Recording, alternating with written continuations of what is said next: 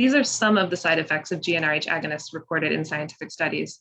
We couldn't fit them all in one slide, but you can see that there are a lot of them, and that many different areas of the body can be affected by these drugs. And these aren't minor side effects. Some of them are potentially life-threatening, like suicidality, stroke, and pituitary apoplexy. Some are serious chronic illnesses like diabetes and fibromyalgia. The thyroid can be affected, which can cause systemic issues. Many of these effects are not easily reversible.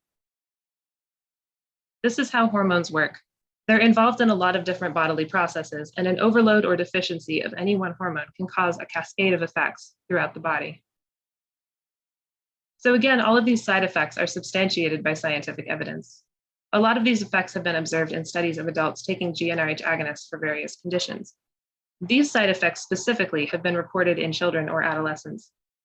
There are fewer studies of children and adolescents, and they're generally of poorer quality than the studies of adults, but they do still provide a lot of evidence for negative side effects. You can see there are still quite a lot of them, and there are still some very serious conditions on this list. I'll go through a few that are of particular concern for adolescents. One of the most well-attested side effects of GnRH agonists is loss of bone mineral density, which is a measure of how concentrated the minerals are in a person's bones. BMD is at its highest point, so your bones are the strongest they'll ever be, at the end of adolescence. This is called peak BMD. GnRH agonists are known to lower peak BMD. So that can lead to a lifetime of weak bones, and it increases a person's risk for osteoporosis and fractures and other bone and tooth conditions. This is from the best available longitudinal study of adolescents treated with GnRH agonists. Quote, BMD was below pretreatment potential, and either attainment of peak bone mass has been delayed or peak bone mass itself is attenuated. So this study essentially found that adolescents who took GnRH agonists didn't live up to their potential peak BMD. Their bone health is going to be a concern for the rest of their lives. Again, I want to impress on you just how many sources already exist for the negative effects of GnRH agonists. So here are 7 additional studies that show that GnRH agonists negatively impact the bone health of adolescents. And here are just some of the studies of adults that show that GnRH agonists negatively impact adults' BMD and increase osteoporosis risk and fracture risk.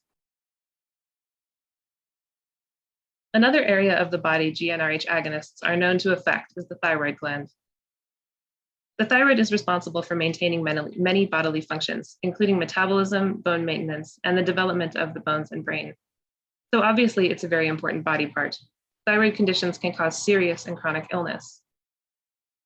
A 2019 study of 50 children who were given GnRH agonists for precocious puberty found that 70% of those children had impaired thyroid function. There have also been a couple of studies that found thyroid dysfunction and changes in thyroid-related hormone levels in adults or adolescents. And there are a number of case studies that report thyroid conditions, including hyperthyroidism, hypothyroidism, thyroiditis, and thyroid autoimmunity.